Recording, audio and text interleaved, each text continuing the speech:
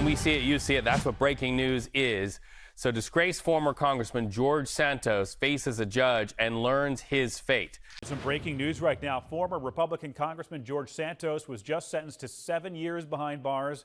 George Santos, the name once synonymous with political controversy, is now etched into history for a very different reason. On April 25, 2025, a federal judge in New York sentenced the disgraced former congressman to 87 months in prison, that's over 7 years behind bars, after he pleaded guilty to 2 felony fraud charges.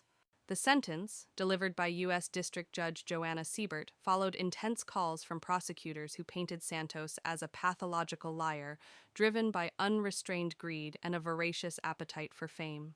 In a sharply worded sentencing memo, prosecutors accused Santos of inventing a completely fictitious biography, exploiting elderly and impaired donors, and turning his lies into profit, even launching a podcast called Pants on Fire with George Santos amid his legal woes. Prosecutors warned that without a serious sentence, Santos would likely continue his deceitful path, using crime as a catapult to celebrity status.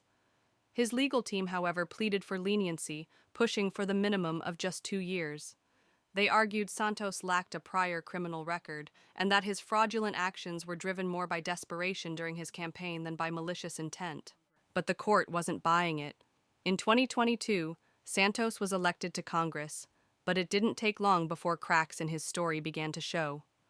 Reports quickly surfaced that he had lied or embellished major parts of his resume, prompting deeper investigations. By 2023, he was facing a mountain of federal charges tied to campaign finance fraud. And by December, the House of Representatives voted to expel him, a rare and resounding political fall from grace.